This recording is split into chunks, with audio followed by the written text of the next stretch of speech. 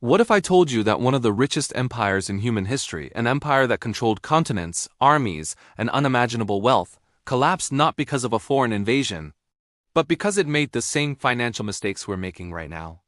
This is the story of a crisis that nobody believed could happen, until it was too late. And the strangest part? You can look at today's economy and see the same warning signs almost line for line, setting the stage. To understand Rome's downfall, we need to rewind to a time when its economy was booming. Trade routes spanned from Britain to Egypt. Gold flowed in from conquered lands. The Roman denarius, once one of the world's most trusted currencies, was backed by solid silver.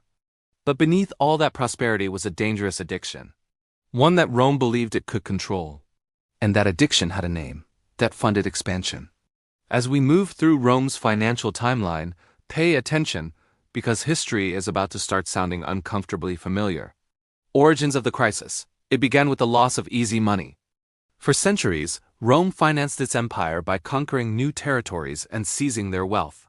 But once expansion stalled, so did the inflow of gold. Expenses, however, kept rising: military salaries, border defenses, public welfare programs, political bribes, all needed money. Instead of cutting spending, emperors discovered a shortcut: reduce the silver and coins but keep the same face value. In modern terms, this was money printing. The rise toward disaster. As emperors debased the currency from 100% silver down to 5%, prices soared. Merchants demanded more coins for the same goods. Soldiers rioted for higher pay. Trust in the denarius collapsed. Rome tried to hide the damage by forcing people to accept the new coins. But the economy had already slipped into inflationary panic. Meanwhile, government debt skyrocketed, tax collection failed, and productivity declined as citizens lost faith in the system. The breaking point. By the 3rd century, Rome entered what historians call the crisis of the 3rd century, a period where emperors were assassinated. Inflation hit record highs, trade froze, and the empire nearly shattered. The government's solution? Print even more money. Which, of course, made everything worse. The fallout and failed fixes. Emperor Diocletian attempted to stop the chaos by issuing the edict on maximum prices, trying to control inflation through strict price caps. It failed.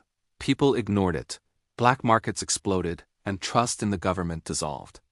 Rome survived for a while longer, but its financial foundation was irreparably damaged.